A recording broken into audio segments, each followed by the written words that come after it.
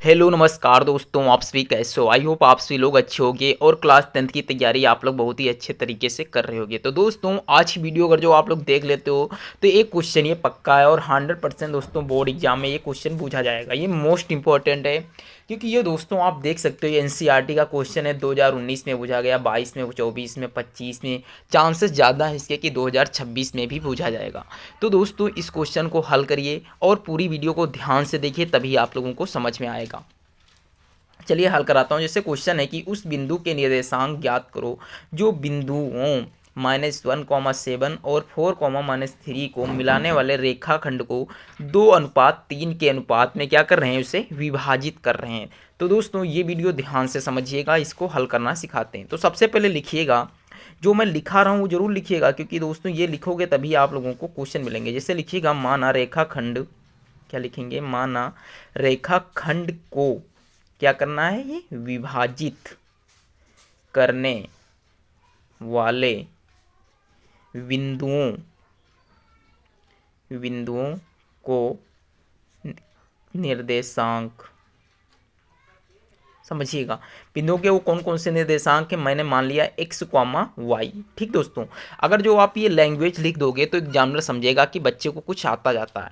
तो देखिए मैंने माना कि माना रेखाखंड को विभाजित करने वाले निर्देशांक कौन से हैं, x और y। अगर जो हम x और y है ना, x और y पता कर लेंगे तो हमारा आंसर आसानी से निकल आएगा। तो देखिए सबसे पहले आपको पता होना चाहिए कि x1 क्या है। तो देखिए जो ये निर्देशांक दिए गए हैं इसे आप मानिए और इससे देखिए। तो देखिए x1 कितना दिया गया है, -1। तो आप यह लिख सकते हो x1 इक्वल टू क्या है, -1। कितना है, -1।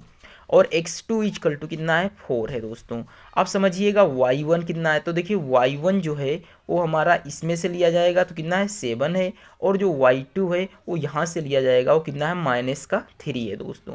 तो आप इतना पता कर लिया। अब जैसे कि m1 और m2 भी पता होना चाहिए। तो m1 कितना दिया गया है, ये जो अनुपात दिया होता है उससे m1/m2 लिखा जाता है।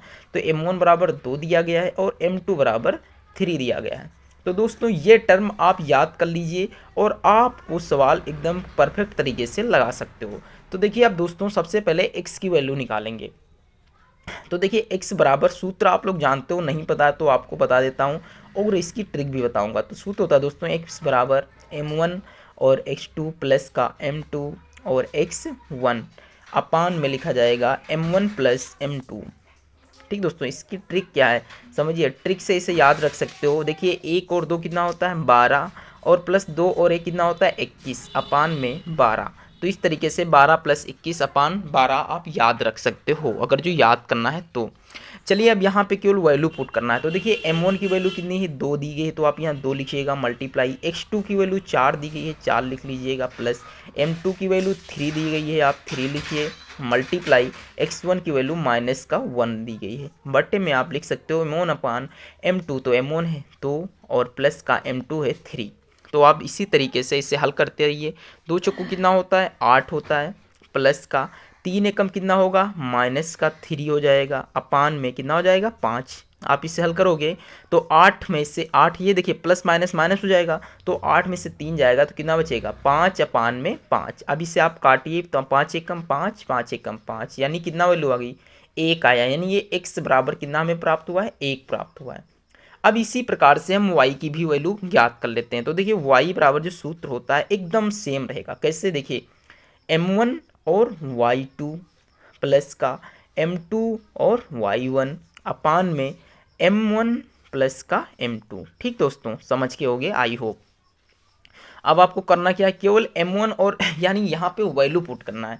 तो m1 की वैल्यू कितनी है, आपने अभी याद की है, कितनी है दोस्तों, 2 है ना, तो 2 लिख लीजिए, मल्टीप्लाई y2 की वैल्यू देखिए यहाँ से आप पता लगे, y2 की वैल्यू कितनी, -3। तो आप यहाँ लिखिएगा -3। ठीक दोस्तों, और उसके बाद में प्लस का चिन्ह है तो आप प्लस लगा दीजिए।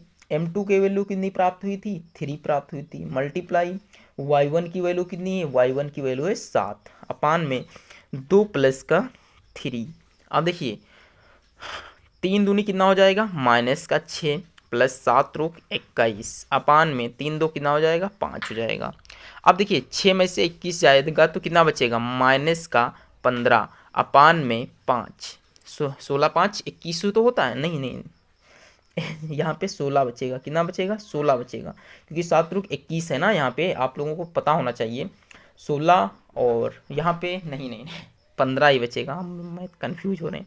देखिए माइनस का 15 पान में 5, अब भाग दोगे तो 5 एकम 5, 5 तियाँ 15, कितना आया? माइनस का 3 प्राप्त हुआ। y इजकल टू कितना? y इजकल टू माइनस का 3। तो यहाँ से जो हमें निर्देशांक प्राप्त हुए x कॉमा y के अभिष्ट बिंदु प्राप्त हुए हैं, वो कौन कौन से प्राप्त हुए? 1 कॉमा माइनस का 3। तो दोस्तों ये क्वेश्चन तैयार कर लीजिए और बोर्ड एग्जाम में 100% पूछे जाएगा। तो यहाँ से आप ये लिख सकते हो अभीष्ट बिंदु, कौन से? अभीष्ट बिंदु। ठीक दोस्तों, कौन कौन से? 1 कॉमा माइनस का 3। तो दोस्तों वीडियो पसंद आई हो तो एक अपने फ्रेंड को जरूर शेयर करिए, और अगर जो चैनल अच्छा लगे तो सब्सक्राइब कर लीजिएगा। मिलते हैं नेक्स्ट वीडियो पे, तब तक ले जय हिंद जय भारत।